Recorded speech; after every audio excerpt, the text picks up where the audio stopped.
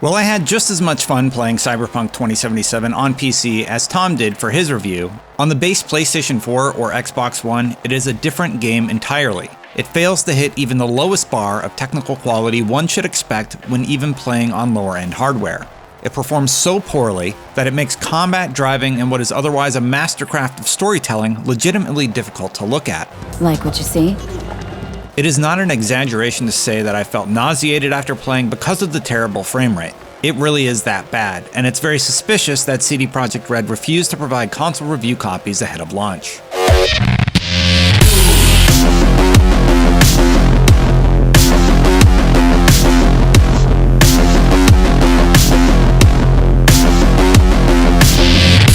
In my original tests on patch 1.02, framerate dipped into the teens on Xbox One during key story moments involving combat.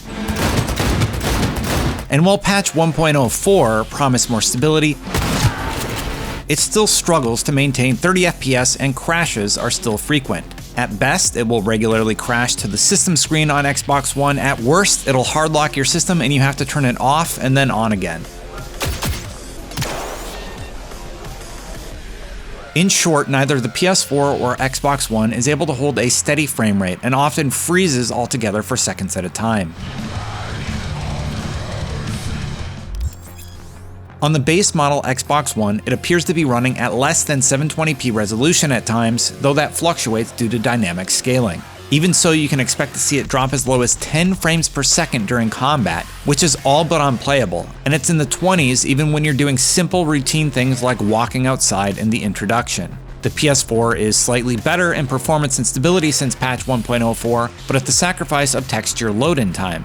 Characters will often appear blocky while you wait an agonizingly long time for their faces to show up to the party, and geometry or textures will sometimes fail to appear even with all the effects like film grain and motion blur turned off.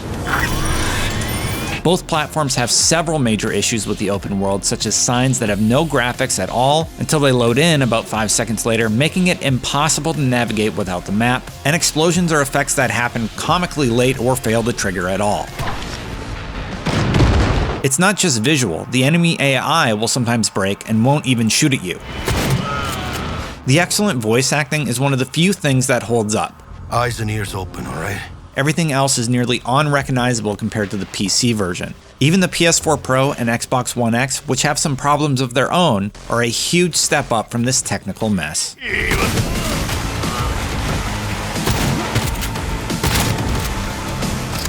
If your only option right now is to play Cyberpunk 2077 on either of the base platforms, I highly suggest you don't play at all until its many terrible performance issues are fixed. And if you've already bought it and had an experience similar to what I've described, you should absolutely get a refund if possible.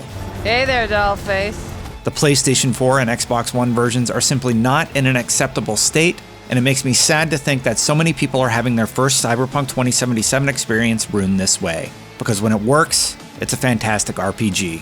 It just doesn't work here. For more Cyberpunk 2077, check out our review of the PC version and our console performance analysis video. And for everything else, stick with IGN.